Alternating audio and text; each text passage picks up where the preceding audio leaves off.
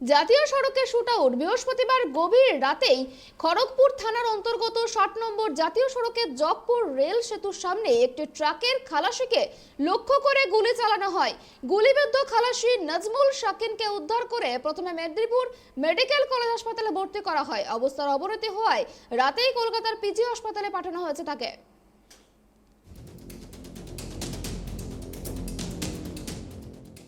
খড়গপুরে ফের shootout. জগপুরে rail ব্রিজের কাছে ট্রাক ড্রাইভারকে লক্ষ্য করে গুলি।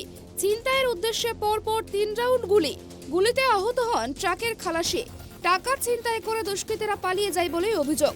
গতকাল রাতে ঘটনাটি ঘটেছে পশ্চিম মেদিনীপুরের খড়গপুর থানার অন্তর্গত 60 নম্বর জাতীয় সড়কের জগপুর রেল ব্রিজের ওপরে।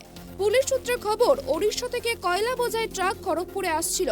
সেই সময় মোটর বাইকে দুজন অজ্ঞাত পরিচয় ব্যক্তি ট্রাকের সামনে দাঁড়িয়ে পরপর 3 রাউন্ড গুলি চালায়।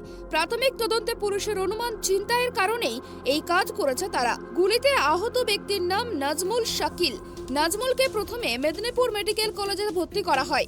অবস্থার অবনতি হলে রেফার করা হয় এসএসকেএমে। ঘটনা তদন্তে নেমেছে খড়গপুর থানার পুলিশ, যদিও এখনো পর্যন্ত কেউ গ্রেপ্তার হয়নি। পুলিশ সূত্রে জানা গিয়েছে, রাত 2টো নাগাদ চালক ও খালাসি শৌচকর্ম করতে জগপুর রেল সেতুর কাছে জাতীয় সড়কের ওপর ট্রাকটি থামায়।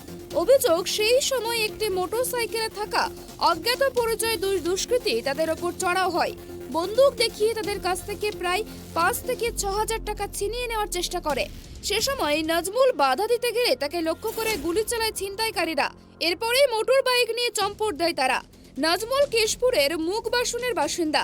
তাদের আর্তনাদ শুনে ওই গভীর রাতে স্থানীয় দুজন এগিয়ে আসেন। খবর পেয়ে ছুটে আসেন পুলিশও। নাজমুলকে প্রথমে মেদিনীপুর মেডিকেল কলেজ হাসপাতালে নিয়ে যাওয়া হয়, কিন্তু অবস্থার অবনতি হওয়ায় রাতেই কলকাতায় রেফার করেন ডাক্তাররা। রাতেই পিজি হাসপাতালে ভর্তি করা হয় তাকে।